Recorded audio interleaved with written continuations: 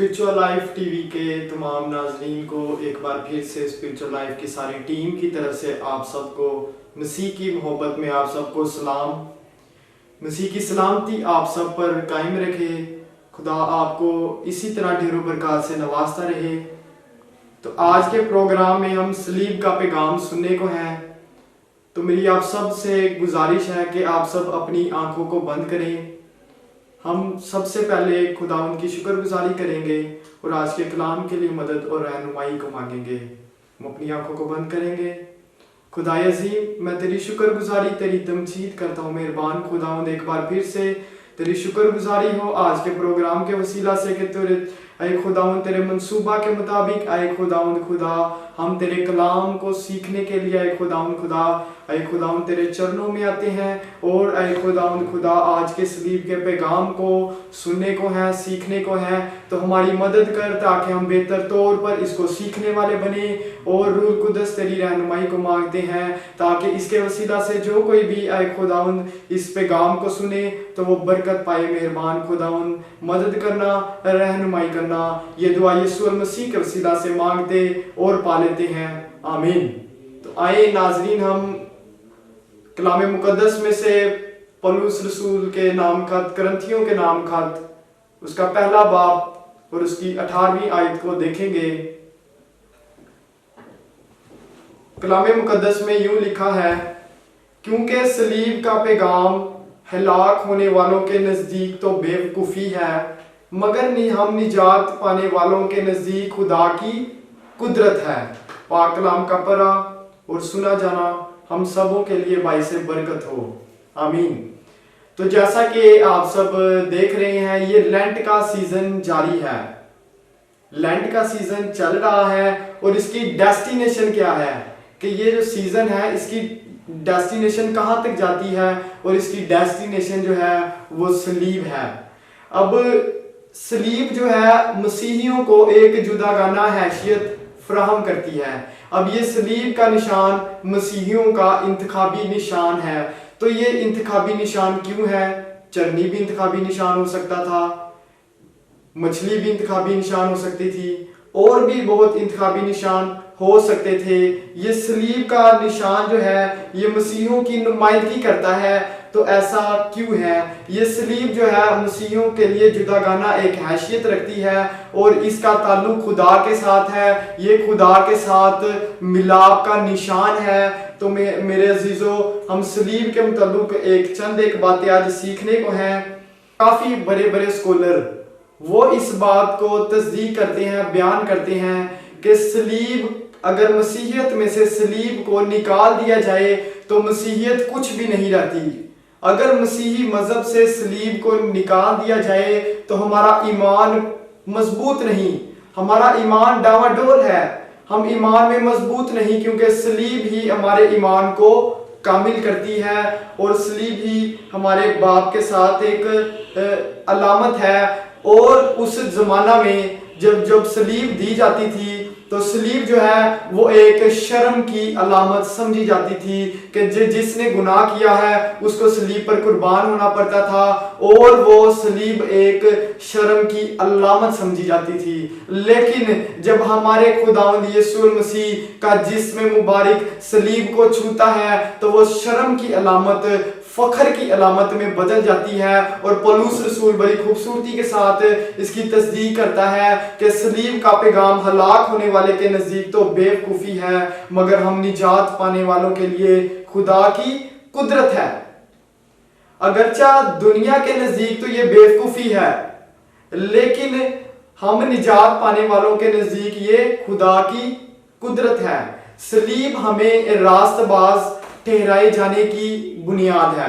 रास्तबाज होने का मतलब ये नहीं कि अगर मैंने 10 रोजे रख लिए हैं तो मैं रास्तबाज हूं, अगर मैंने 15 रोजे रख लिए हैं, मैंने ऐलान किया है कि मैंने इस बार 40 रोजे रखे हैं तो मैं रास्तबाज हूं। रास्तबाज होने का मतलब ये नहीं कि हम अपने आप को प्रेजेंट करें। रास्तबाज होने का मतलब है, रास्तबाज खुदा की मोहब्बत का फल है। जो अपने आप को रास्तबाज कहे वो मसीह की सलीब के नीचे आए।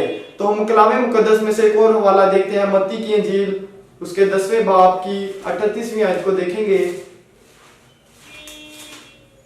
मुकद्दस मत्ती रसूल की लिखी गई इंजील उसका 10वां बाब और उसकी 38वीं आयत को हम देखेंगे। और जो कोई अपनी सलीब ना उठाए और मेरे पीछे ना चले वो मेरे लायक नहीं।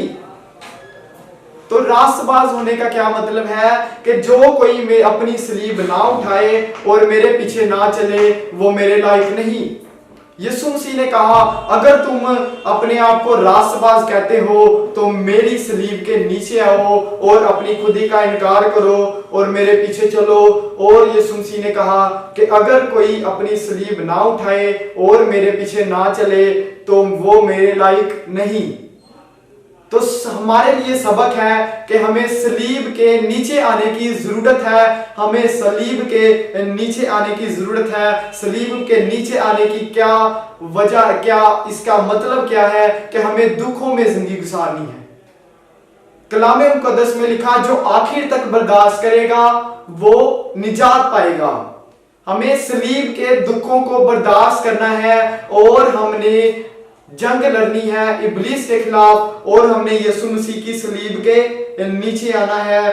तो आए कलाम मुकद्दस में से हमने आज सीखा है कि सलीब हमारे लिए निजात पाने वालों के लिए खुदा की कुदरत है। अब सलीब वो सीढ़ी है जो के सीढ़ी आसमान तक जाती है और इसका एक सिरा जमीन तक है और दूसरा सिरा जो है वो आसमान तक जाता है। तो आसमान पर जाने के लिए हमें उस सलीब पर चढ़ने की जरूरत है। पौलुस रसूल कहता है कि मैं मसीह के दाग लिए फिरता हूं। इसका क्या मतलब है? पौलुस रसूल कहता है कि मैं मसीह के दाग लिए फिरता हूं।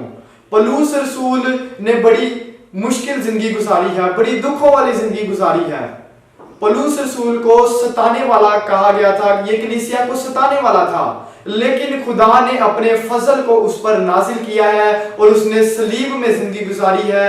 उसको 5 बार एकम 40 कोरे उसको परे हैं और उसने दुखों में जिंदगी गुजारी है और वो जहां भी जाता है और वो सलीब के पैगाम को देता है और वो अपनी गुफ्तगू शरीक में अब सलीब का जिक्र लाजमी करता। वो जिससे भी गुफ्तगू करता तो उसको सलीब का पैगाम देता। तो आज बहुत सारे पासबान हैं, चर्चिज हैं, वो सलीब का पैगाम नहीं देते। वो सलीब का पैगाम नहीं देते। सलीब का पैगाम हमें देने की जरूरत है क्योंकि इब्लीस जो है वो सिर्फ 2 चीजों से डरता है, एक यीशु मसीह की सलीब से और मसीह के खून से इब्लीस डरता है। तो आज बहुत सारी कलीसियाओं में सलीब का पैगाम नहीं दिया जा रहा। तो जरूरत है कि हमें सलीब का पैगाम देना है।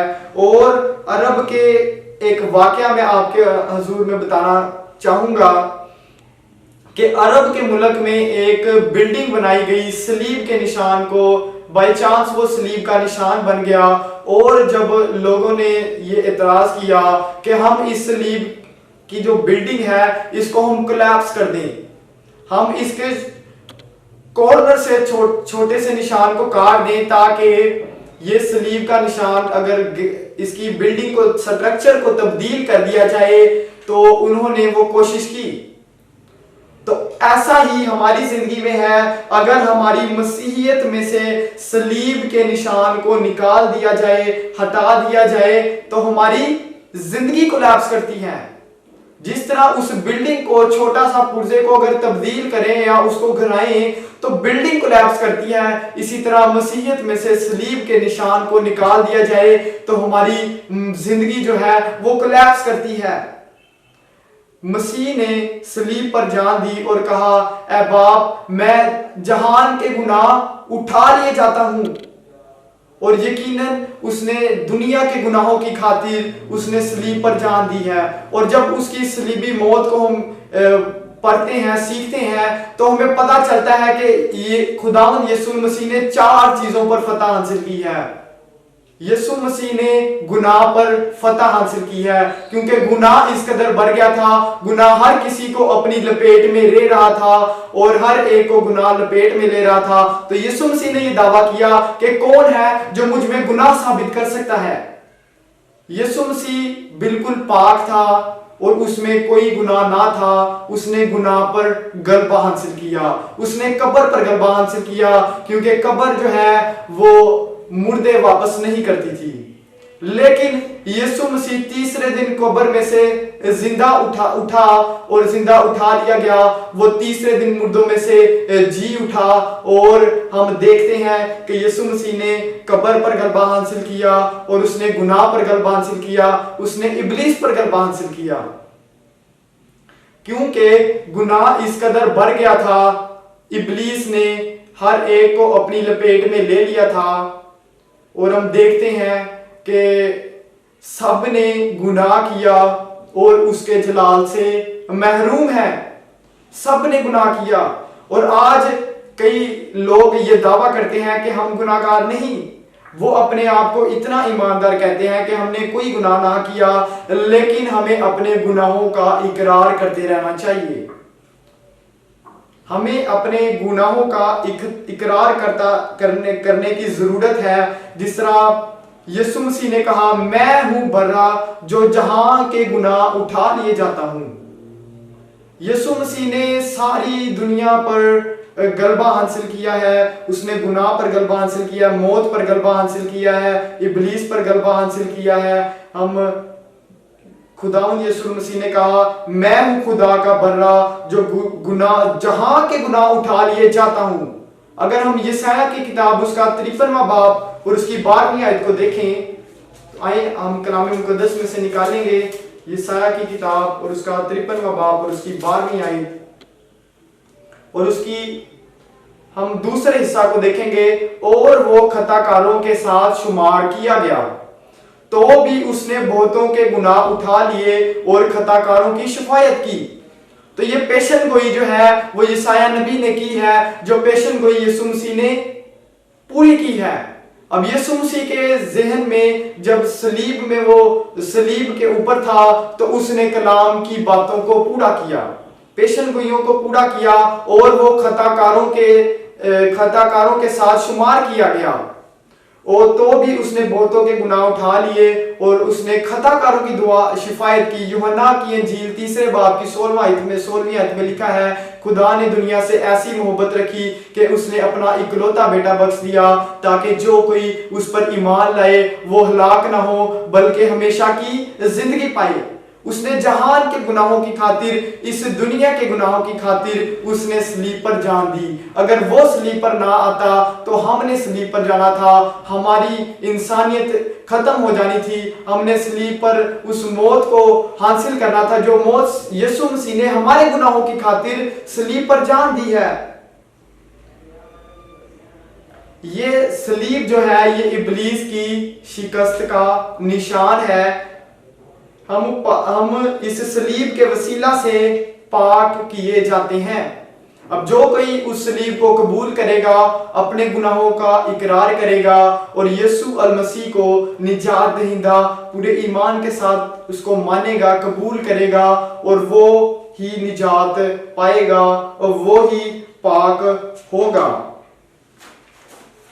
सलीब का पैगाम जो है वो हमारी गवाही का मौजू होना चाहिए।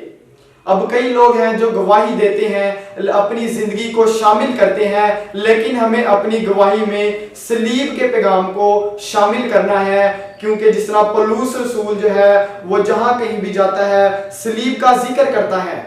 हमारी ड्यूटी है, खुदा ने ये इख्तियार अपने लोगों को दिया है, हमारी ड्यूटी है कि हमने सलीब का पैगाम देना है। सलीब के मसीह की मोहब्बत को अगर हम नापना चाहें तो हम नहीं नाप सकते। हम उस सलीब का अंदाजा, उस मोहब्बत का अंदाजा उस सलीब से निकाल सकते हैं जिस सलीब पर वो कुर्बान हुआ है। तो बिली ग्राम एक फलसफा पेश करता है, एक गवाही पेश करता है कि अगर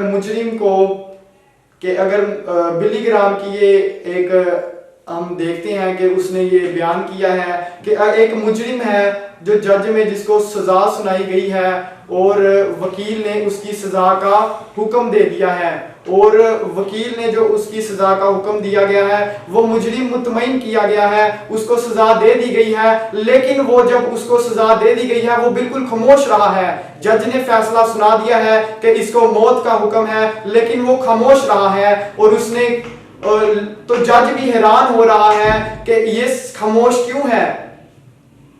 जज जो है वो हैरान है कि इसको मौत का हमने हुक्म दिया है लेकिन ये खामोश है, तो क्यों खामोश है। तो उसने किंग चार्ल्स का जेब से एक माफीनामा निकाला और बताया कि ये माफीनामा है, मेरे ऊपर सलीब मौत नहीं हो वाकई हो सकती, तो ये माफीनामा है। तो उसने माफीनामा दिखाया तो उसे बख्श दिया गया। तो आज वो माफीनामा जो है यीशु मसीह ने सलीब पर जान देकर हमारी जेबों में डाल दिया है कि आपका कुफारा मैंने दे दिया है, अब आप पर मौत वाकई नहीं हो सकती, मैंने इसका कुफारा दे दिया है। अब जो बेटे को कबूल करेगा उस पर सजा का हुक्म नहीं, जो बेटे को कबूल करेगा उस पर सजा का हुक्म नहीं। आज कई लोग हैं गलों में सलीब चढ़ाई हुई है और वो कहते हैं कि हम इस गले में अगर सलीब चढ़ा लेंगे तो गले में पहन लेंगे तो हम निजात पा जाएंगे। अब कई लोग हैं उन्होंने गाड़ियों के ऊपर सलीब को लगाया हुआ है गाड़ियों को कि ये सलीब हमें हादसात से बचाएगी। ये मैं इस चीज के खिलाफ नहीं कि अगर आप सलीब की पहनते हैं, आप सलीब गाड़ियों पे लगाते हैं, इस चीज के खिलाफ नहीं, लेकिन हम किस तरह निजात पाएंगे अगर हम सलीब के नीचे आएंगे।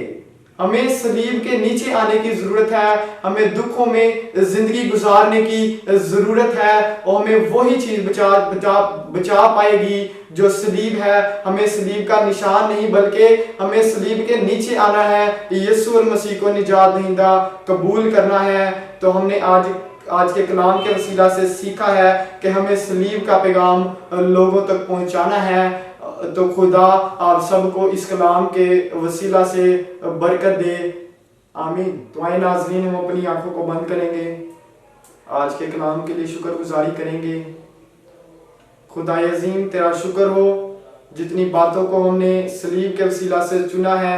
हम कुछ नहीं तेरे बगैर, वो तू ही है अपने लोगों को उठा खड़ा कर देता है। मेहरबान खुदावन वो तू ही है जो अपने लोगों को जोर बख्शता है, इत्मीनान देता है। मेहरबान खुदावन मैं तेरी शुक्रगुजारी तेरी तमजीद करता हूँ। मेहरबान खुदावन जो सलीब के पैगाम को हमने सीखा है, बख्श दे जितने नाजरीन है खुदावन इस पैगाम को सुना है वो तेरी सलीब के नीचे आने वाले हों, वो दुखों में जिंदगी गुजारने वाले हों।